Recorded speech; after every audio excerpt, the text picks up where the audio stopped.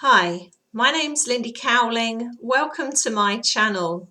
My website is www.lindycowling.co.uk. The email is info@lindycowling.co.uk. Now, I was going to do the next video, or the video I'm about to record, shall I say, as 2 or 3 videos, but then it came to me, no, I can simplify this by just putting it into one, and hopefully it won't be too long a video. And it came to me again, let's do this in like bullet points. It will be quicker, much more condensed and easier, and save me kind of waffling a bit if we put it in bullet points. So the title of the video is Reframing the Runner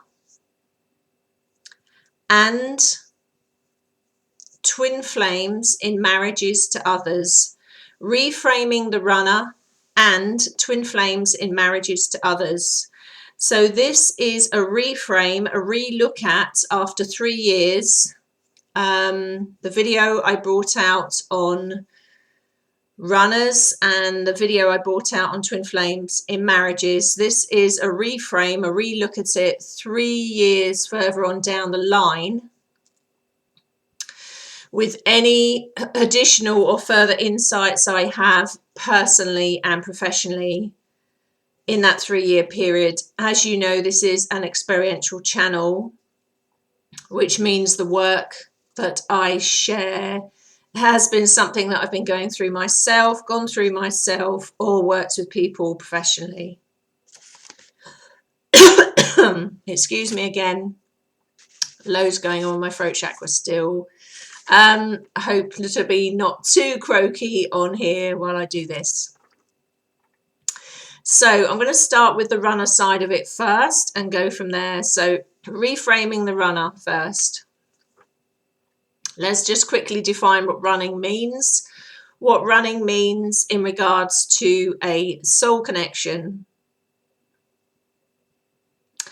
Running happens due to the overwhelm, the triggering, the projection, and the awakening process, the increase or upping of consciousness into a higher ultimate frequency, which causes and triggers fear on a grand scale on the level of the soul. So this can happen in any or all soul connections, and this is not just limited to twin flame union. And so running is the reaction where one or the other party, one or the other end of the seesaw, bolts for weeks, months, or years as a result of all of those things coming up for them. So I'm going to keep glancing here because I've got it written down. I'll try not to glance away too much so you're not just looking at my face side on reading this. Number 1. Running, jumping back from any soul connection, is not inevitable, though it is extremely commonplace.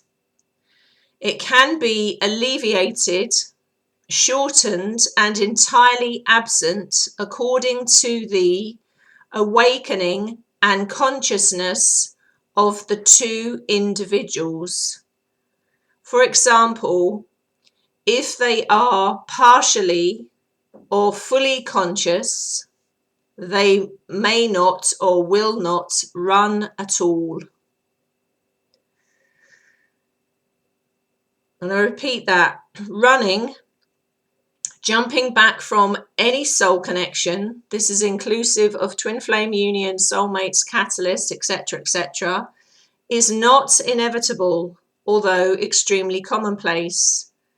It can be alleviated, shortened, and entirely absent, i.e. not happening at all, according to the awakened consciousness, the progress in the process of the 2 individuals concerned, i.e. depending on how conscious and awake they are, running may not happen at all, triggering, projection, and everything else might not happen at all.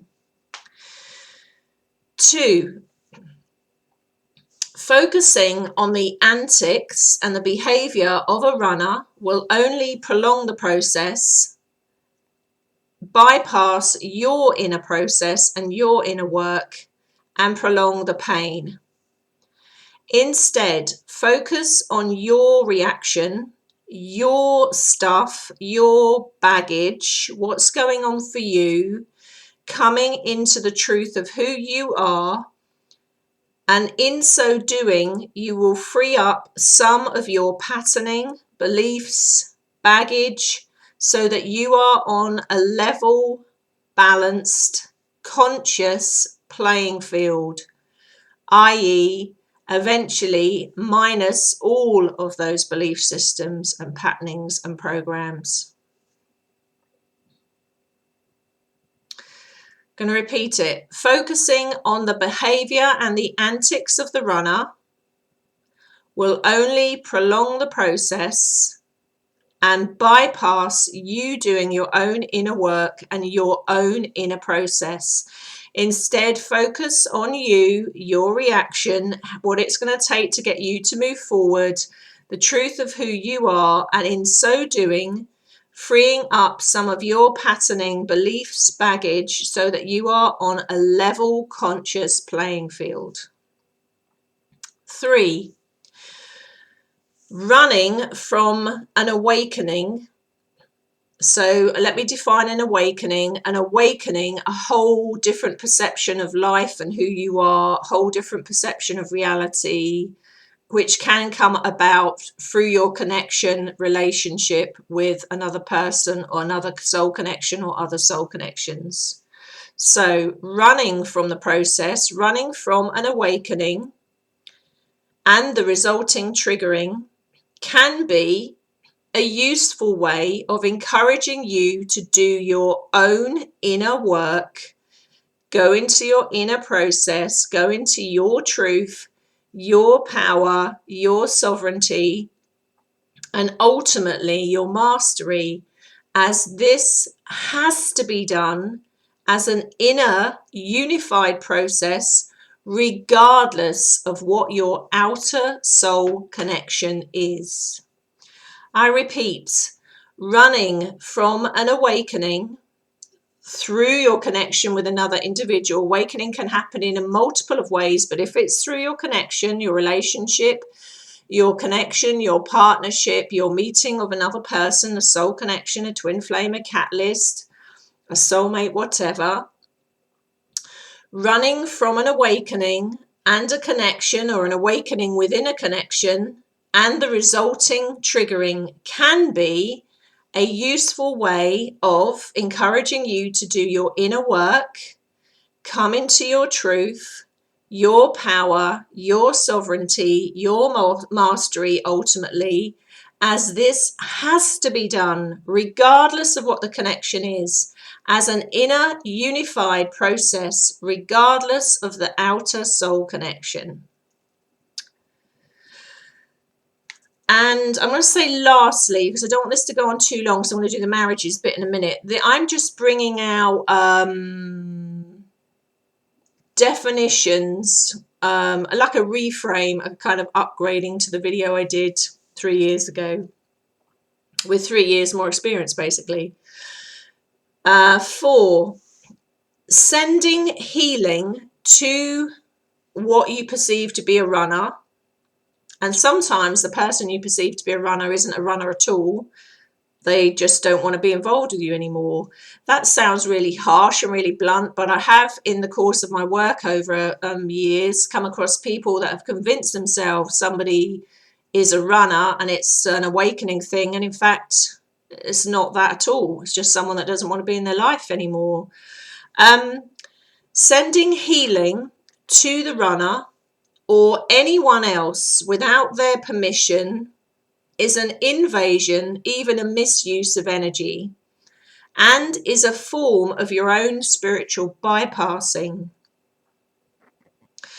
Even if your intentions are good and you are genuinely trying to help the person, not from a space of your own fear and a space of you trying to control the connection in your situation, Sending healing without their permission is an invasion and even a misuse of energy, and is a form of spiritual bypassing, your own spiritual bypassing, even if your intentions are really lovely and really good. Although not damaging to the other party as such, in a way it is a waste of energy and instead could be redirected back to you within the connection, back to you entirely. Also, by directing it back to you, that speeds up the process anyway, because you are one end of that seesaw. And if you perceive one end of the seesaw to be, let's say, broken and needing fixing, that end of your connection, shall we say, you're in great danger there of focusing all your energy and time and resources on that, thinking they need to wake up, they need fixing, and stagnating yourself. You need to turn that energy back to yourself, look at why you think they need fixing, where you're at in your process. Are you coming from a space of genuinely trying to help them for their sake, whether they're going to be with you or not? Or are you trying to control it for a sense of your own absolute fear of it not coming together? So I'm going to say that once more. Sending healing to a runner or anyone else without permission is an invasion and could even be described as a misuse of energy, even if it's for all the highest reasons. It can be a form of spiritual bypassing, although not damaging as such to the person that you're sending the healing to. It is really a waste of energy and instead could be redirected back to you as part of that connection or aspects of the same soul. And also it is worth looking at what it is that you are sending the healing for. Do you feel that they need speeding up? Do you feel that they need healing? Are you in effect almost playing God, playing the higher party here? You need to look at whether that's happening and whether it's spiritual bypassing. Right, next part of the video, marriages to others. So this is when you are married to somebody else, a soul connection then comes into your life, twin flame union, something along that trajectory, a soul connection, a soul catalyst, some kind of spiritual catalyst or a soul catalyst that turns your world upside down. So this is when that happens and you are already married to other people. And again, this is a reframe. I'm calling it marriages, twin flames that are in marriages to other people. Calling it a reframe, tracking back to the video I did 3 years ago on twin flames in marriages. And I'm going to use one of the lines that I used in that video, which is this first line. Although you cannot bend a twin flame union or any vast spiritual awakening around a marriage, you can incorporate or bend a marriage within it. In other words, if the married couple and a married couple, the scenario, married couple, then a soul connection comes in for the husband or wife, and the couple are still married, and this comes out of left field. If the married couple, and I'm talking about a soul connection, right, let me define this before I go any further so there's no confusion. A soul connection, right, let's be quite blunt here, not just somebody that you fancy on the side or want to have an affair with or a tryst with, or this kind of dynamic. I'm talking about a massive awakening, a soul awakening, a spiritual awakening that turns your world inside out. If that comes into that situation, so although you cannot bend a twin flame union or any vast spiritual awakening process around a marriage, you can incorporate or bend a marriage within it. In other words, if the married couple are willing and open to change, because in some ways they have a huge opportunity to change as a result of that awakening. If the married couple are willing and open to change and will allow the mechanics and the connection of a twin flame template or a soul connection template or a catalyst template, all horses out the same stable, to unfold, which does not mean like a three-way, everyone piling in together or piling into bed, or like an affair scenario. If they allow it to unfold, all can flourish and benefit. If, however, there is no change and growth within the marriage as a result of the awakening, because they have the opportunity, if there is no growth and change within the marriage as a result of the awakening or a result of the outer soul connection, the marriage could at some point fail, as the partner that has had the awakening keeps on growing and growing and going up in their frequency. The gap between them and the spouse can grow wider, or the partner, the husband or wife that have had the awakening, try to suppress it in order to not go through inner and the outer result and consequences of change, and simply then begin to suffer and stagnate within the marriage in order to avoid that inner or outer change. Going to repeat it, but not so long-winded. Although you cannot bend a twin flame union or any vast awakening process, when it's all going on inside you, don't forget, around a marriage, you can incorporate or bend a marriage within it. In other words, if the married couple are willing and open to change, willing and open to expand, willing and open to go through their process, allowing the mechanics of an awakening or a twin flame template or a soul connection, etc., to unfold, which does not mean, let me clarify, by unfolding, everybody leaps into bed together. I don't mean unfolding in that way. I mean unfolding in that the process is allowed to continue. And I know it's a big ask for all the people involved to do that, but if the process is allowed to continue, all can flourish, grow, and benefit.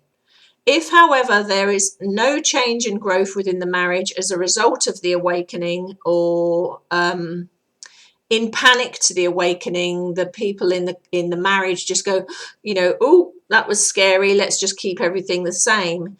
The marriage at some point, well, it goes one of two ways. The marriage at some point can fail as one partner, keeps growing as a result of this awakening further and further away from the husband or wife, or the partner that's had the awakening simply stops, stagnates, tries to suppress it and lock it down in order to avoid inner and outer change, in order to avoid any changes in the marriage, out of the marriage, or an end to the marriage.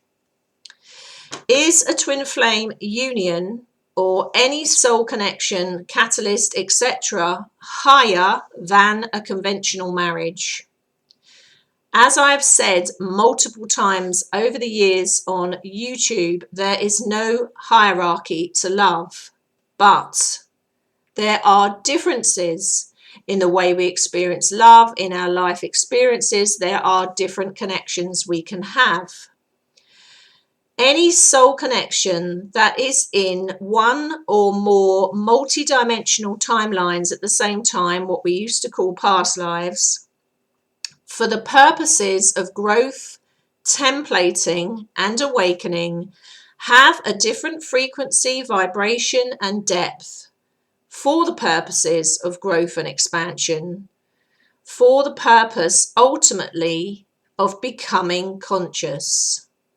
So is a twin flame union higher than a conventional marriage? It is different to a conventional marriage because it has a depth in soul and a connection in soul and runs that spiritual energy, which, if that is not happening on any level within a conventional marriage, I'm using that term conventional marriage with the assumption that the marriage is not running a soul connection within the marriage or spiritual energy between the two in the marriage. It's got a depth to it. It's not like weighing one up against the other. There's no hierarchy. It's completely different. It's completely different. Any soul connection that is existing multidimensionally, which means many timelines are all timelines at once, what we used to call past lives, for the purposes of growth, templating, and awakening, it has a completely different frequency and vibration, because it's all about growth and expanding and awakening. Why? The purpose ultimately of you becoming fully conscious, fully aware, back to the truth, the purity, the original you of who you were before you were infiltrated and uploaded with programming, belief systems, etc., etc. Lastly, I'm going to put this lastly because I don't want this video to go on too long, and these are just main points, let's say main updates or reframes from the original videos. Some people choose to remain within the original marriages because the soul connection has, by almost like as a byproduct, acted as a catalyst for the couple that were already in the marriage, almost like a wake-up call for them. This isn't the purpose of the connection, but a byproduct of it. So if you had a marriage that was ticking over and it seemed fine, not much growth going on, but it was just ticking over, a soul connection, catalyst, twin flame union, for all the various purposes that they have, can, as a natural byproduct, act as a catalyst for the person that you're connected with. And that catalyst effect have an advantageous result on the original marriage, and that can do that for them, and it acts as a wake-up call on the marriage, so the marriage gets an opportunity, the people in it, to transform. The bottom line here is, and this is only a question you can ask yourself, is one able to be authentic, true to oneself within the marriage, or does it take coming away from the marriage to achieve that? Now, this is a big line. I'm going to say that again, because only you can answer that question. There is no, I'm going to say there's no hard and fast rule here. Only you can answer this. The bottom line is one able to be who they truly are, totally authentic, true to themselves, stand in their sovereignty, their mastery, their power within the existing marriage? Or does it take walking away from it to do it? Is one able to find out, to know, to learn, and to grow into who they truly are, the authentic them, back to that authenticity, back to before all of the programming and the belief systems, to the original them? Can they do it within the marriage, or do they have to walk away to do it? I can't give you the answer to that because only you know that. And it isn't a 5-minute fix. You might know that and it take you another 2, 3, 4 years to act upon it. Or it may go the other way. You may know that and you be able to grow within that marriage and come into your authentic self as a result of that catalyst experience, twin flame union, or soul connection outside of you. Part of the purpose, only part, but part of the purpose that connection or those connections come in part of the byproduct of it is to give you an opportunity, a wake-up call to grow. If you act upon it, you know, that you can grow within that. You could say to me, why does it go that way? Isn't there a wake-up call in the marriage? Why does it have to be something from outside? It doesn't always have to be something from outside, but if it is something or someone from outside, it's because there wasn't the facility for it to happen in the marriage. It wasn't happening in the marriage. Otherwise, there wouldn't be a need for anyone or any connection or anything else to come in from the outside or any shock to the system as this massive awakening, a wake-up call, because it wasn't happening in there. There wasn't the facility between the two of you, the energy, the vibration, or the frequency to do it. So I'm going to keep it quite short. On that note, I'm going to love you and leave you. Hope you found that interesting.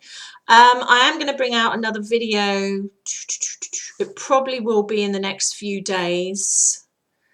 I hope you guys are doing okay. August has been an incredibly intense month. I've used that word a lot on here lately, especially with all the planetary and astrological stuff going on, and things are ratcheting up nicely. I think we're all feeling it, especially empathic and sensitive. And also I'm a Leo, so a lot of these big changes are happening within my astrological sign as well. So I'm certainly feeling it as well. So I hope you're all doing okay. Look after yourselves. Keep coming back into balance. Balance is just so essential all the time, really, but it's so essential. Try and get that balance whatever way you can. Get out in nature or get out for walks, get by in moving water, get by the trees. Just balance everything up. You know, you might need to take extra time to rest, extra time to recoup. But do look after yourselves, because there's a hell of a lot of stuff going on. We are changing very fast, very rapidly. You know, our systems can feel it as we're going through all this change and shift. So do look after yourselves, and hopefully I'll be back on camera in a few days or later this week. Thank you, as always. I'm going to love you and leave you for watching, subscribing, supporting this channel and me in all the ways that you do. Loads of love. Bye.